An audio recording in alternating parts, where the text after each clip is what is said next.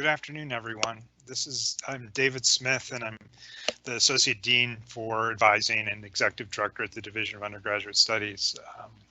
Forgive my moment there of trying to figure out how to work our technology. This is all new. I suspect it's new for many of you. And I think many of you are probably starting here at Penn State in a way that you didn't necessarily envision would be happening. I think it's important for all of you to know that I think as a university, Penn State is really committed to seeing you be successful, and I'm really pleased that you're starting here at the Division of Undergraduate Studies. I'm joined this afternoon by a number of colleagues, and so before we get too much further along, let me have my colleagues introduce themselves.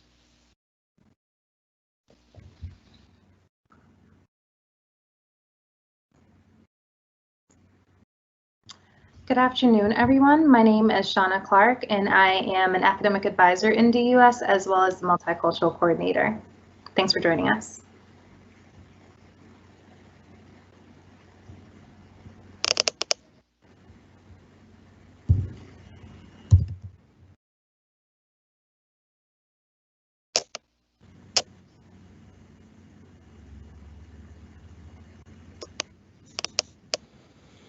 Well, thank you for being patient with me, and I apologize. I should turn on my mic.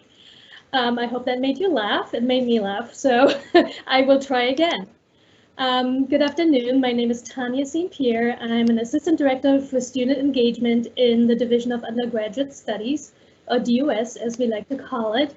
We are very excited to have you here with us this afternoon to learn a little bit more about who we are and hopefully some great tips on how to get started and have the best start at Penn State. I'll pass it on to my colleague. Thank you.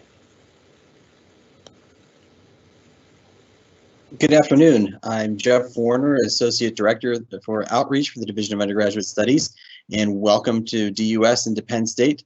I'm sure I've worked with a few of you at least this summer already to help you prepare your schedules for the fall semester, and I think you're going to learn a lot today. And I'll pass it on to our next colleague.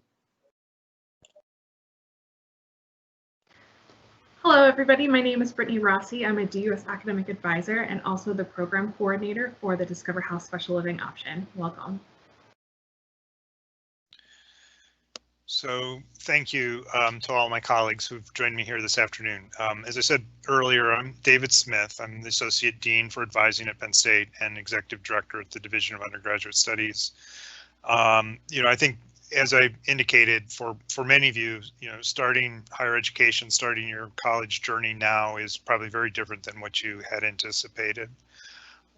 As a unit, the Division of Undergraduate Studies is essentially a unit made up of academic advisors, and I think that really bodes well for all of you in the sense that, as everyone has recognized across Penn State, academic advising really is a critical part of a student's journey, critical part of a student's experiences. And we really want to sort of use this Dean's meeting today to talk with you a little bit about how we think in the Division of Undergraduate Studies, certainly, about academic advising, how we hope to work with you, how we hope to engage you, how we hope to push you in a way to think differently, right? To see the world differently, to see yourself differently, to understand things in a deeper way, to challenge assumptions, to discover new things, and that I think is really the great value of higher education. I've been involved in higher education for 25 odd years professionally.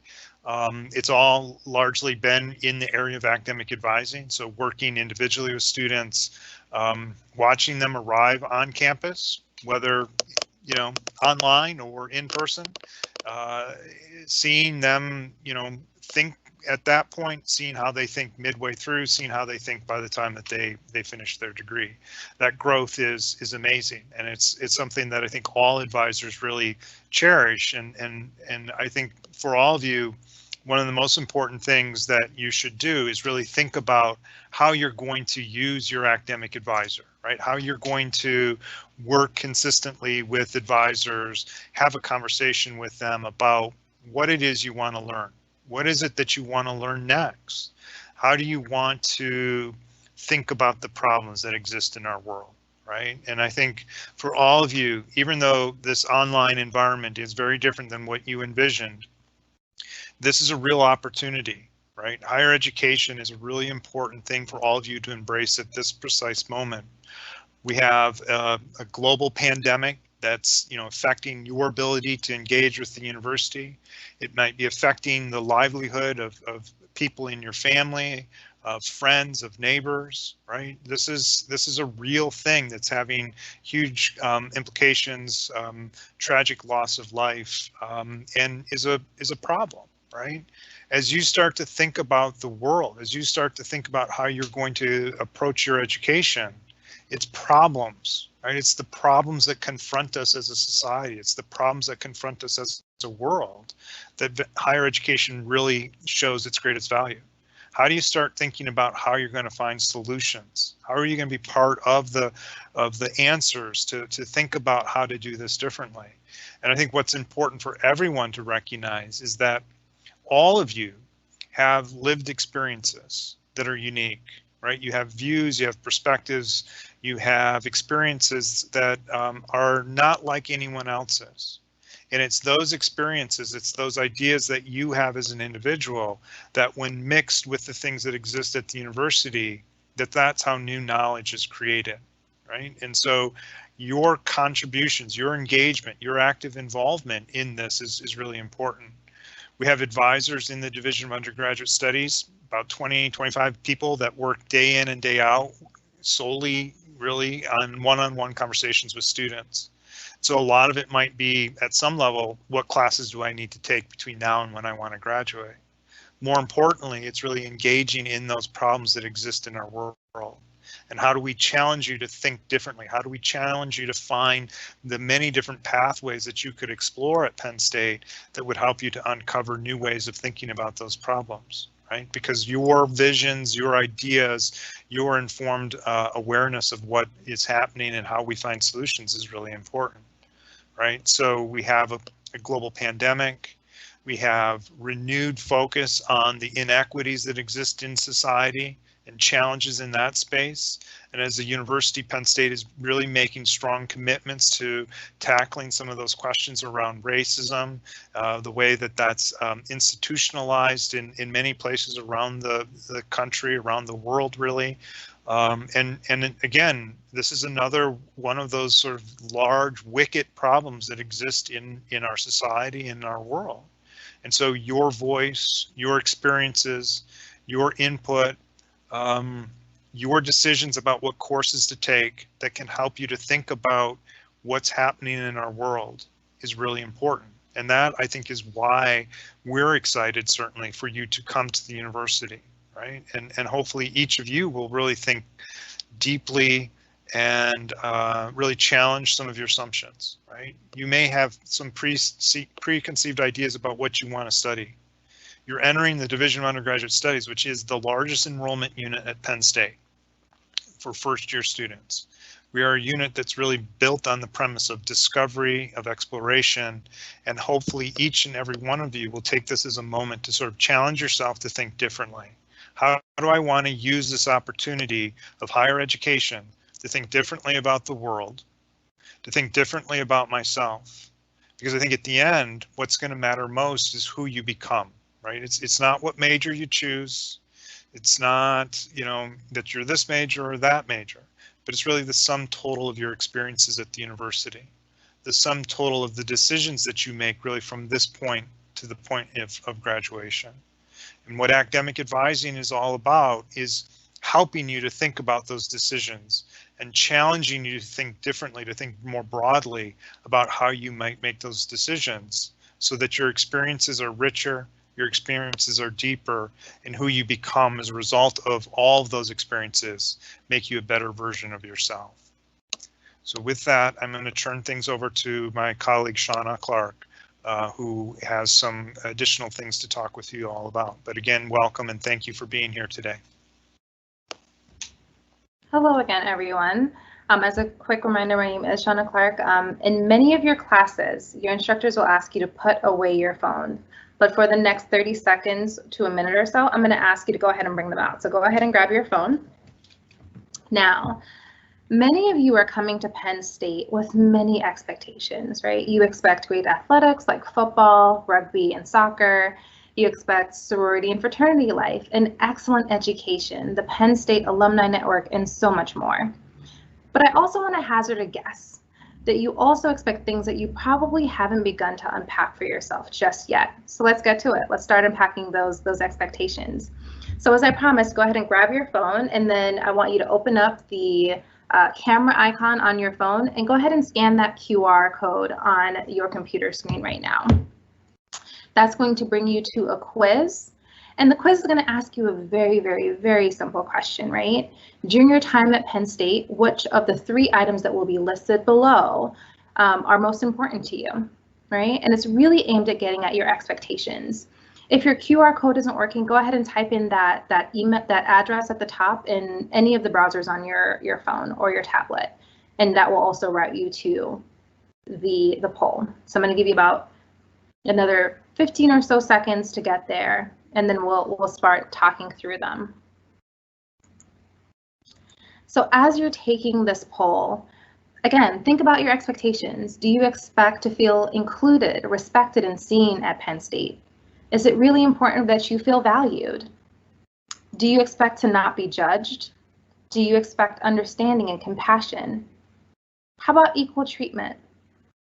Empathy? Is physical safety important to you? How about emotional safety? Intellectual safety? Is it important that you feel heard? Do you want room to grow? Individuality?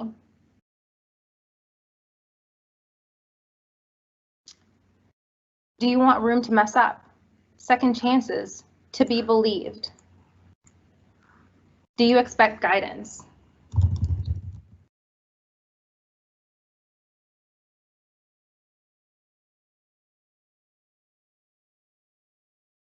What's important to know is that all of the things that I mentioned before, all of those things that you probably expect, physical, psychological, intellectual safety, to feel validated, to feel heard, all of those are things that every student at Penn State deserves, right? But many of your peers will not have. Now, what if I told you that you have the power to help your classmates, your roommate, or a random stranger at Penn State feel heard, respected, or valued? This starts by deciding that you are not going to be a bystander. By now, we are all familiar with the murder of George Floyd. Derek Chauvin kneeled on George Floyd's neck for 8 minutes and 46 seconds. 3 fellow officers, Alexander, Thomas, and Tao, all watched. What would have happened if one officer, just one, said, "Hey man, that's not okay. Let the man breathe"? What would have happened if 10 individuals who were standing and filming harassed the officer until the officer stood up? How would those actions have impacted George Floyd's story? Instead of Derek Chauvin kneeled on George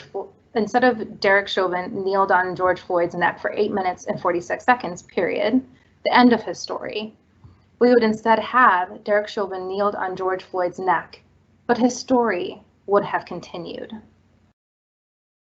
In your college career, and really throughout your life, you will be asked to make this very choice.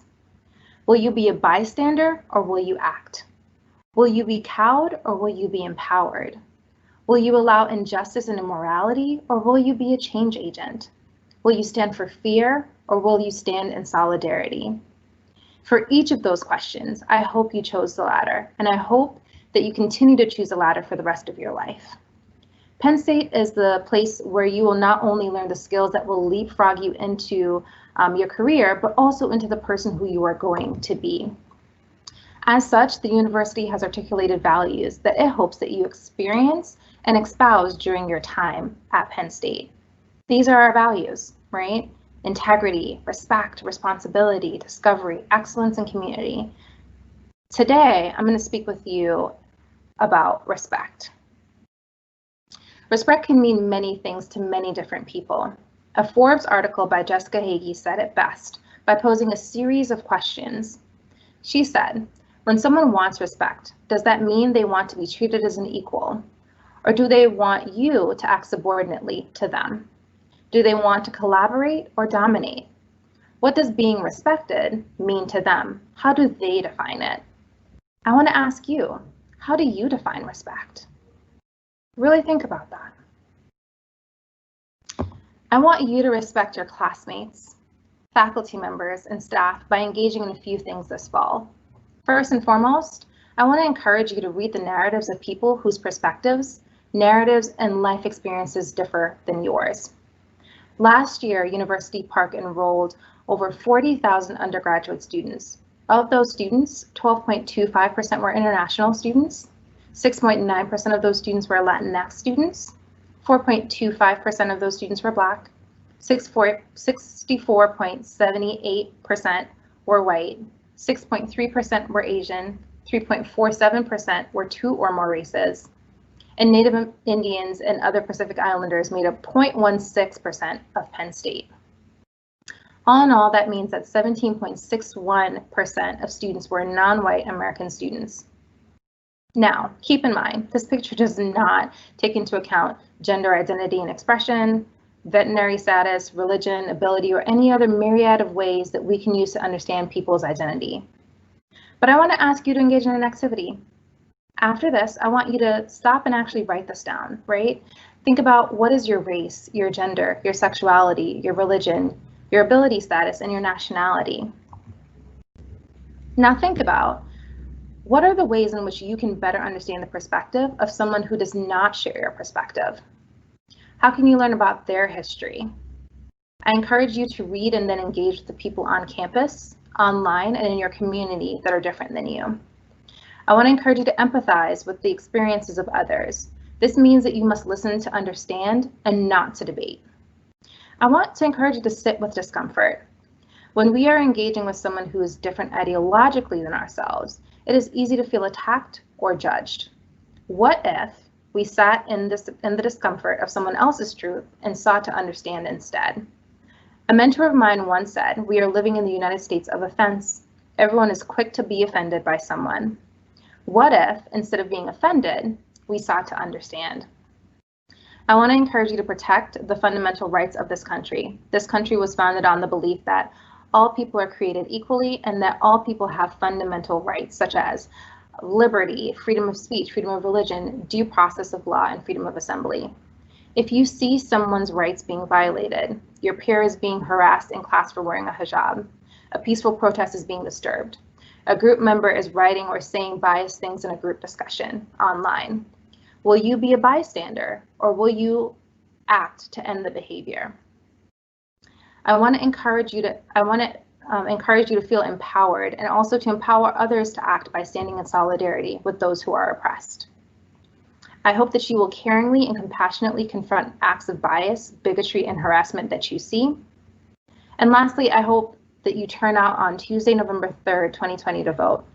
If you will not be home on election day, which most of you will not, note that you can request an absentee ballot, right? This is a civic duty that we all have that we can exercise. So make sure that you are engaging in your civic responsibility of choosing those who are in power and can make decisions.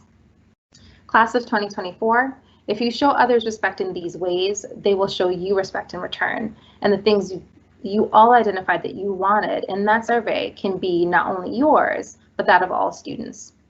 Before I go, I have one more ask of you, and that is to simply live in your power. We all have the power to act, and I challenge each and every one of you to act when something is amiss. Simply said, if you see something, say something. That could look like someone posting sexist, homophobic, or bigoted views in a class discussion wall, or someone using epithets within your earshot. Behavior like that is not in line with the Penn State's Code of Conduct, and we encourage you to report instances like that to studentaffairs.psu.edu/report. If you are the victim of any sort of bias incident on campus, know that you do have a variety of resources, including CAPS, the PRCC, the MRC, and you also should be thinking about engaging in student organizations. Stand for State is a great place that you can go to learn how to not be a bystander, but to engage in different acts that can help to disrupt instances of bias on our campus. And please know that your assigned advisor is a great resource as well for engaging in different activities on campus. Thank you.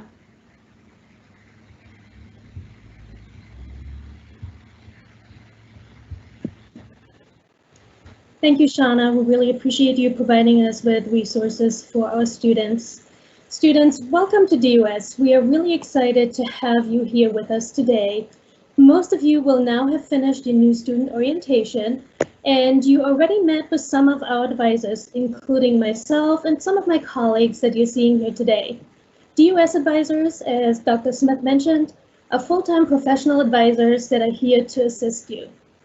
We want to help you navigate the university, get engaged outside of the classroom, and most importantly, to help you explore our academic programs.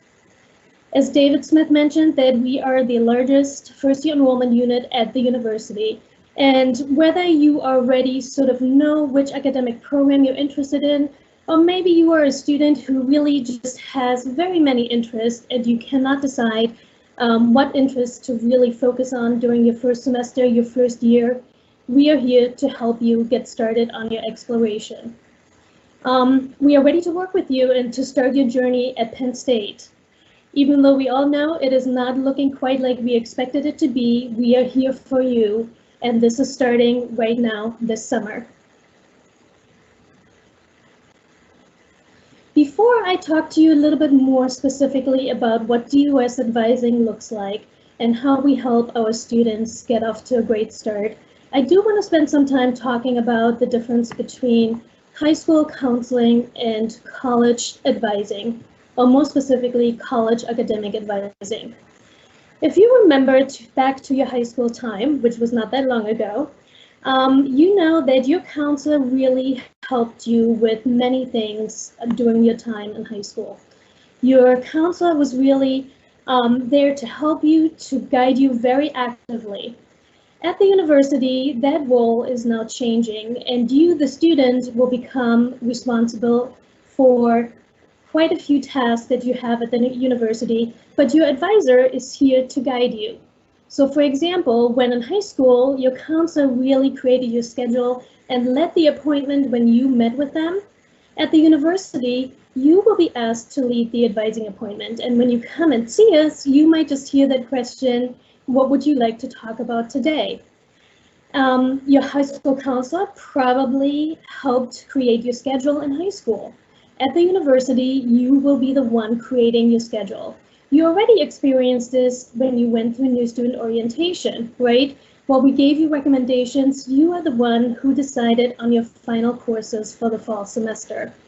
While this can seem a little bit overwhelming, it is also really exciting, an exciting time in your life to make use of opportunity, to make use of class choices and really learn, as Dr. Smith and Shauna Clark already pointed out, some of those areas where you might want to explore a little bit more and learn about others, for example. Something else that is really important to understand about college advising is that the student is really the one responsible to initiate the advising relationship. Advising is not required at Penn State. Of course, we encourage it, and we are here obviously to help you, and we would like to work with you. But we will not come to your dorm room, for example, and make sure you come and talk to us. We hope you will. I promise we're a whole bunch of nice people. So, but regardless, just to summarize, at the university, it is the student's responsibility to meet with the advisor, to initiate the relationship, to select courses, and we're hoping that you really enjoy this part of being a college student. All right.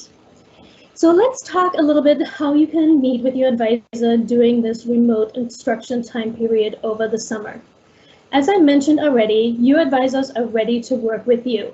We are here to meet with you, of course, not in person as we had hoped for, but over Zoom, just like we met with you during your new student orientation appointment. So let's talk about the two ways that you can access your advisor this summer. If you go into Starfish, which you already have made that new student orientation advising appointment, and by now, which we'll talk about in just a second, you are probably already assigned to your assigned advisor in the Division of Undergraduate Studies. You can go into Starfish and schedule a 30-minute Zoom advising appointment. You can meet with your assigned advisor over Zoom. You can discuss future plans. You can discuss your fall schedule if you would like to make changes to it.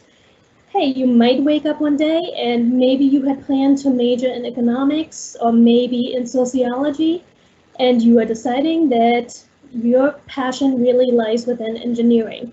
If that happens, right, schedule an appointment, speak to your advisor. We'll be happy to help you sort out your fall schedule. But you might also come to a period where you have a question that is sort of urgent, right? And you might not want to be able to wait for your 30-minute appointment. So for that, you can make use of what we refer to quick question advising. And during this remote instruction time, quick question advising means simply email your advisor. Your advisor will evaluate whether or not they can answer and help you quickly. And if so, they will answer you most likely within 48 working days. Okay, hopefully earlier, but again, since we're doing more emails now, just be patient. We were always trying our best, especially when it's urgent, we'll promise. As I said, you'll get an emailed response for your advisor, and some of those issues that you could discuss over email that are more urgent are late dropping a course, having a question about a particular deadline that's coming up, and maybe even where to go for help.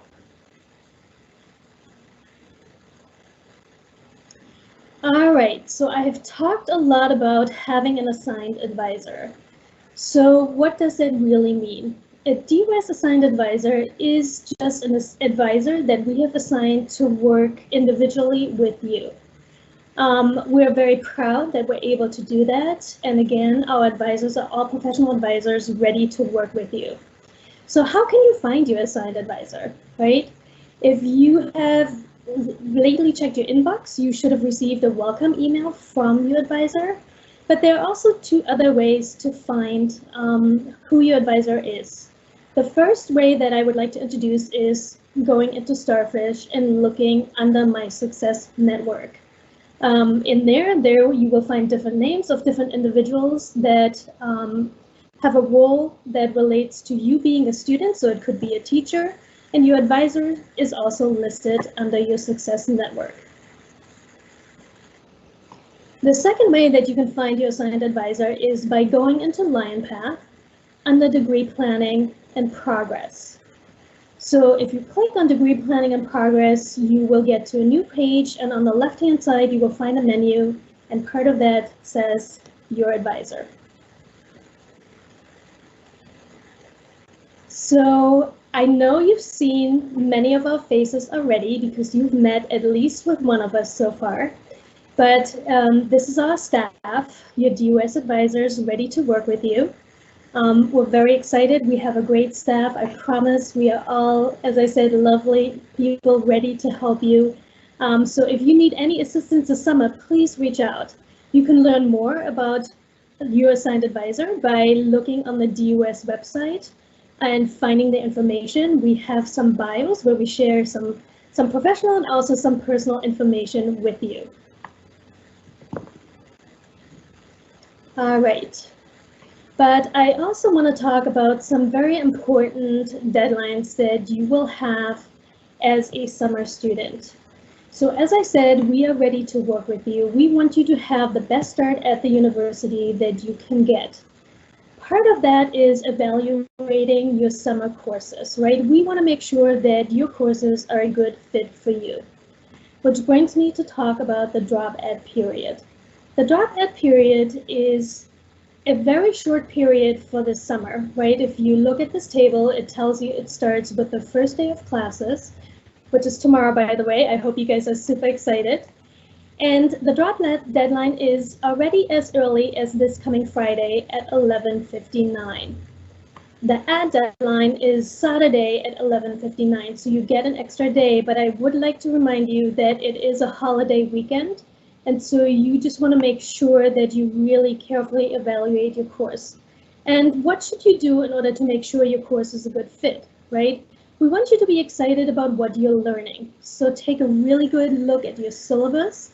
Ask your instructor some questions if you feel like something is not quite right, you're not interested in the subject matter, maybe you feel this course is too difficult for you. So ask questions, but also contact your assigned advisor, okay? If you feel you may have to drop a course and then add another course, we want to make sure that we give you the best recommendations and that you are indeed changing into a course that is a good fit for you, all right? So don't forget the drop add period, which by the way also means that this will not show up on your transcript. So you are indeed just freely permitted to sort of move in and out if necessary. So again, it starts on Wednesday, and the drop deadline, the last day to drop one of your summer courses would be on Friday already. All right, I would also like to talk about a few other summer deadlines. Our regular late drop deadline, so the drop add period, right, is a period where if you drop a course, it would not be visible on your transcript. You can also drop a course after that, and the deadline for that will be August 3rd at 11:59. However, this time, if you enter the late drop period, your course will show up on your transcript as a class that is dropped. The withdrawal deadline is if you would like to withdraw from all your courses. That deadline is on Wednesday, August 12th at 5 p.m. That means that all courses that you dropped will be visible and show on your transcript. I will now hand it over to my colleague, Jeff Warner, who is going to talk more about some tips of how to get started in the most successful way. Thanks, Tanya. So you are indeed going to start online this summer with your LEAP Pride that you have registered for. So a couple things first just about that to make sure you are comfortable and ready for remote learning. Make sure you have the appropriate equipment and know how to use it. Obviously, we use Zooms frequently. This case, we were using Teams Live, but you also have other things that you need to learn, make sure you're comfortable with, things like Canvas and some other pieces of software as well. Make sure you have a good workspace, wherever that is that works for you, but someplace that has limited distractions. So obviously, you don't want to necessarily be somewhere you're going to get frequently disrupted while you're trying to learn, while you're in your classes. Particularly true for those of you who are in classes that are going to be meeting at a set time in a group where you're going to all be together. If there's something ongoing at that time, obviously you want to be paying attention to what's going on. Even though the class is remote, we still want you to make sure you set a schedule for your study and your homework time. It's important that you kind of stay on top of things. It's really helpful if you can work ahead a little bit as much as possible when doing online or remote learning, because it just makes the whole process move smoother for you. You'll be prepared when you come to your discussions, and you'll be ready for that class, ready to think and discuss about what you've learned about through the online work. And then we have this great website there, keeplearning.psu.edu, which has additional references and resources for you so that you're aware of what things that you should be thinking about to make sure that you're really ready for the transition to online learning this summer.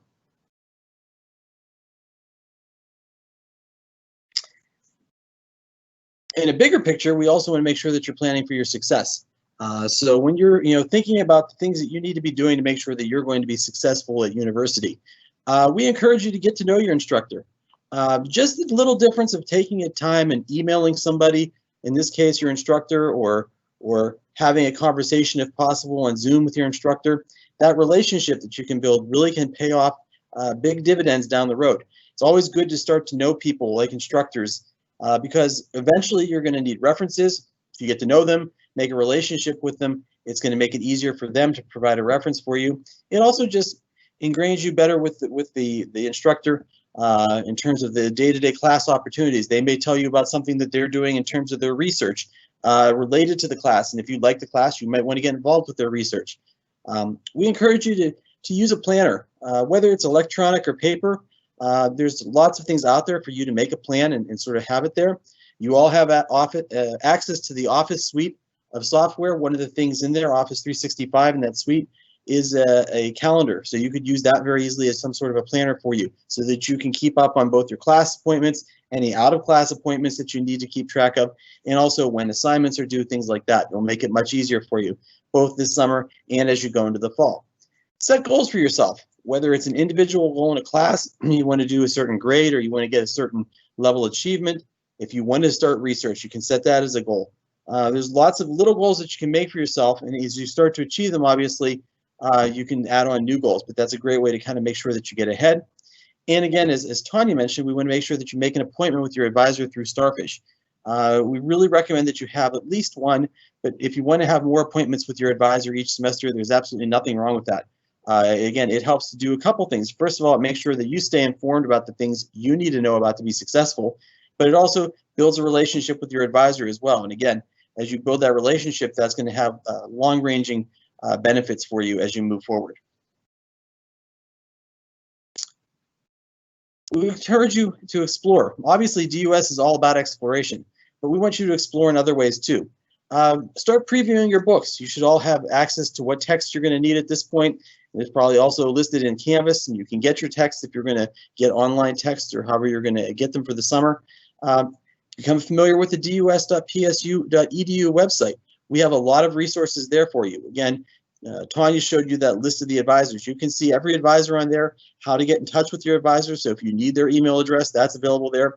We have lots of resources available for you related to exploration, related to advising. We have our advising syllabus, things that you should be aware of, that you should know about for advising, are all present there, and also links to outside resources as well.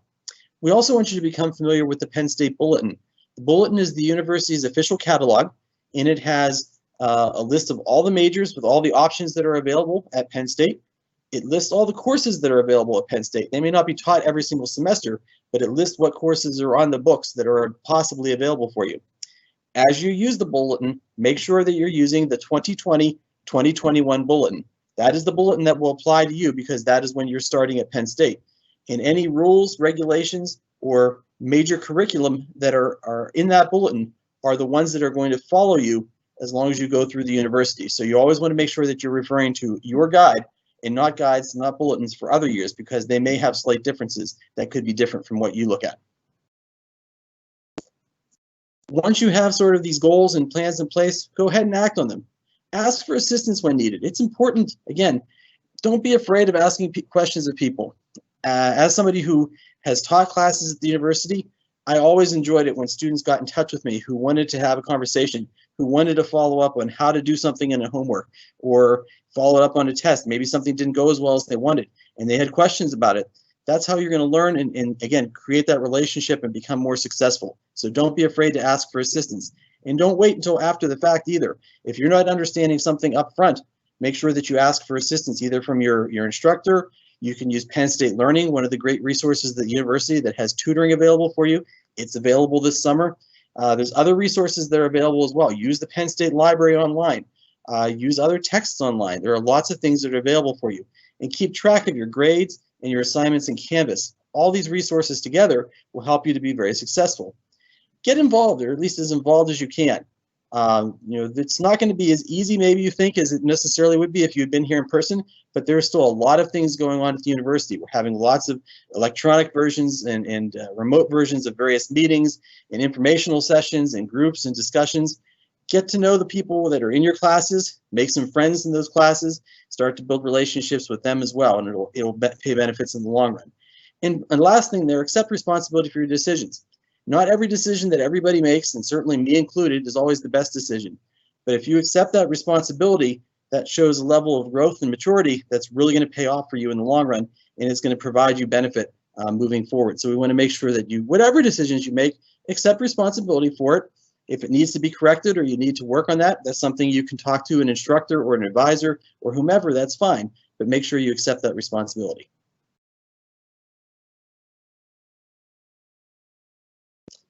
Finally, it's okay to not know. It's okay to not know what you want to major in or how exactly your life's going to be or what you think you're going to do when you graduate from college. That's all okay.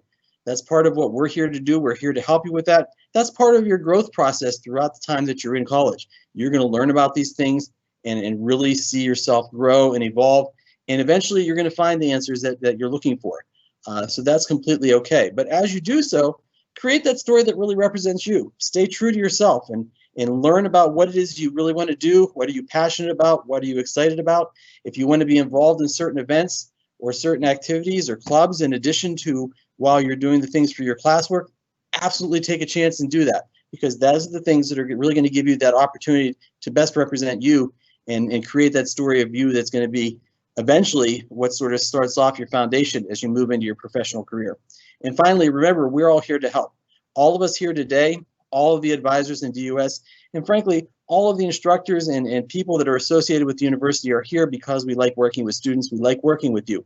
We want to see you be successful. We want to do what we can to help you achieve your goals and to make sure that whatever it is that you look to do as you move through the time at Penn State, you're able to do so as you continue to move forward.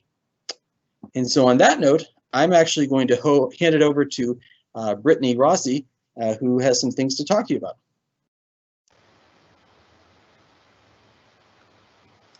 Hello, everybody. So what we're going to do right now is actually answer some questions that you've been sending to us during this webinar, and also the things that you may have asked during when we asked for questions for you when we sent out this invitation.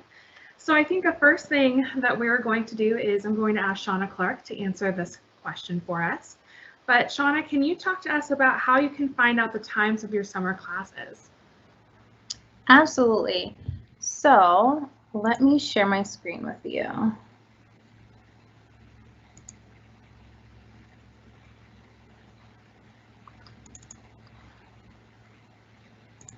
Okay, so when you log on to LionPath, you will notice that on the left-hand side, there should be a screen that shows what time your summer classes are.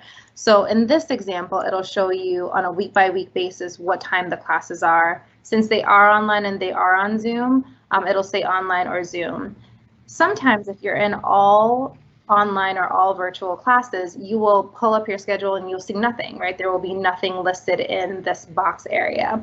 What that means is that everything is virtual and that you should go to Canvas, log in, and when you log in on Canvas, you will be able to find the information for that class, the assignment due dates, and everything that you will need to complete that assignment. But that's where you can find your summer schedule.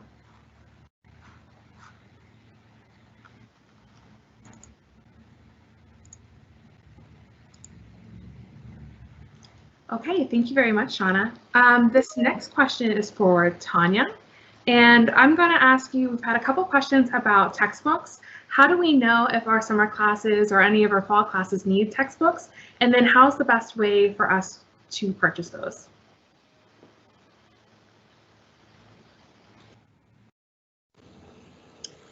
Yes, very good and very important questions that I would be very happy to answer. So Shauna just showed you or shared her screen, which was a screen of a student's what we call home base in LionPath.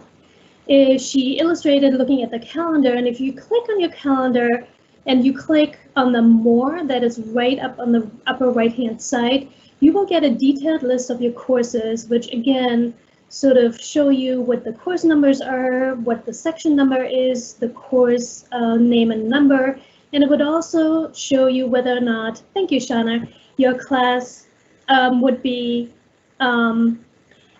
online just via web in Canvas or via Zoom, which means you are required to attend via a Zoom link your particular course at a particular time. In that menu also, on the bottom left, you will be able to click on My Books. If you click on that, it will open a page that leads you directly to, I'm pretty sure it's the bookstore, and a way to order your books. So in there, you can see what books are required for which class, and you can also see how much the book is, whether you can order it new or online, and all the options that you have. Now, that does not mean that every class is required to have a book. There are some sections, for example, of engineering design that I already know do not require a particular book, but there are other materials that your instructor will communicate you need to purchase. Your instructors will also be happy to help you and get your book needs, or whether or not you actually need to purchase your book. They will talk to you on the first day, and it will probably also be outlined in the syllabus.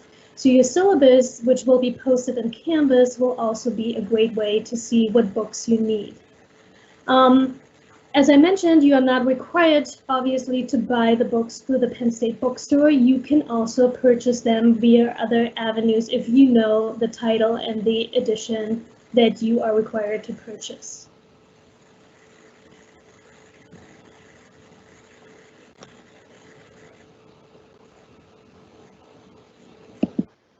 Okay, Shauna, this next question is for you. Can you talk to us about how you would go about switching your classes in the summer if you decided that you wanted to change your Leap Pride?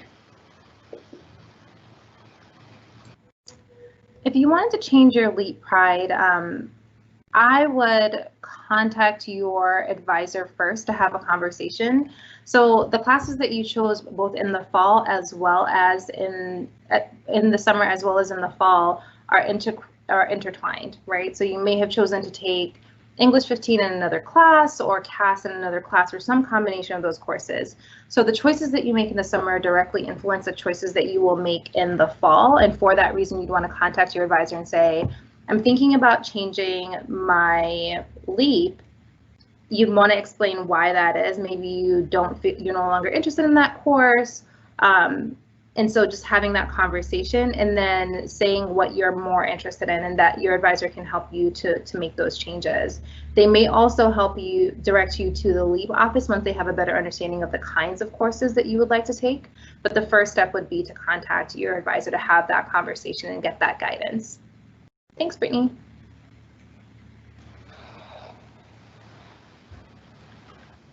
Jeff Warner, this next question is for you. Can you talk to us about how students will be able to actually view their courses in Canvas and when they would be posted and ready for them to access?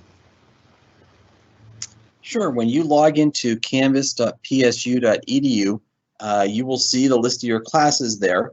And again, sort of as I think Shauna talked about, if there are times associated with those classes, then those are the actual meeting times. If there's no times listed, then that means that they are online courses that are virtual, that you can log in at any point, but you'll need to be engaged, obviously, with the class, but they don't have a specific time that you have to meet.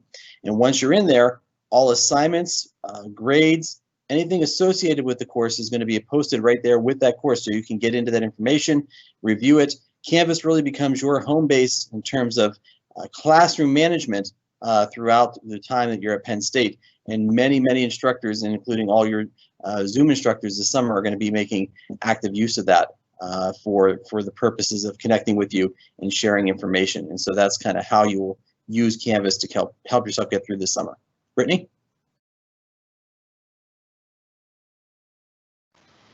Thank you very much. So David, this next question is actually for you. How can students make sure that they are actually going to be taking in-person classes in the fall, if possible? Can you talk to us a little bit more about that? So yes, thank you, Brittany. In-person classes for the fall is certainly the direction that Penn State as a whole is moving towards. I think everybody has to recognize that safety remains a really critical and determining factor in this. So, I think it's really important to understand that that's the goal, right? That's the goal is to have students here, to have students engaged in learning actively on campus. We need to all be realistic and flexible as we continue to watch that, right? And so really paying attention to what's happening at Penn State, how we're progressing with that, watching what's happening in terms of the health and safety of our communities. And that's really the determining factor there. I would encourage everyone to just, really think about your role. That's, I think, the other really important part to that question, right, is when we do come back to campus, right, personal behavior, following guidelines, all that is really going to make the difference in whether or not the university is able to make a go of that in-person education. Brittany? All right, thank you. And David, is there any possibility that summer start students would have to take their finals on campus because there's 10 days in between the end of summer 2 and the beginning of the fall semester? The current plan is that summer 2 courses are entirely online, right? There is no indication that anything with that would change or alter. So that's something for everyone to just really be mindful of, is that summer 2 is online. There are some select small numbers of students that will come to campus earlier, but they are not connected to actual summer 2 courses, but to other very small programs that have requested an in-person presence. But again, finals will be delivered online with everything else for the summer 2 session. Brittany? Okay, thank you. And for the final question that we have today, Tanya, can you talk to us a little bit about what it would look like if a student dropped one of their classes and was only part-time?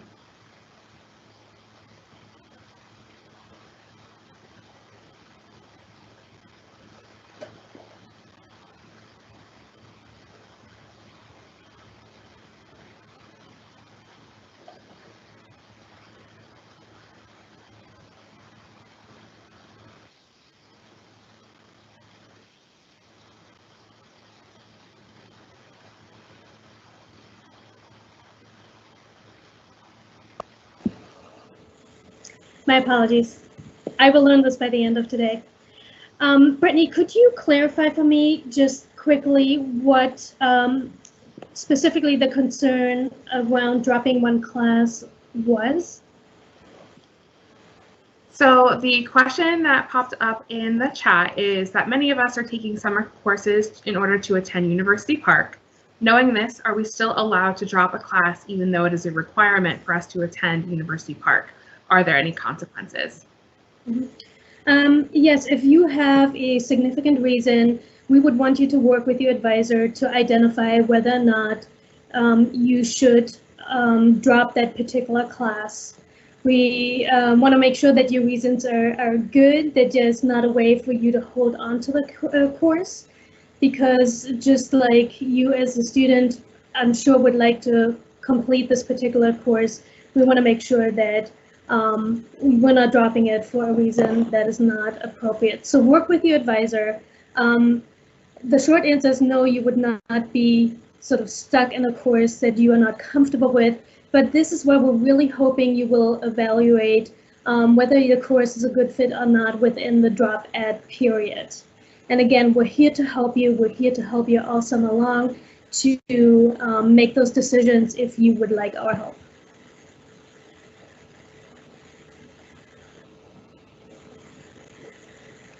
All right, that seems to be the only, the last of the questions that we have. So I think that we are done with this portion of the Dean's meeting.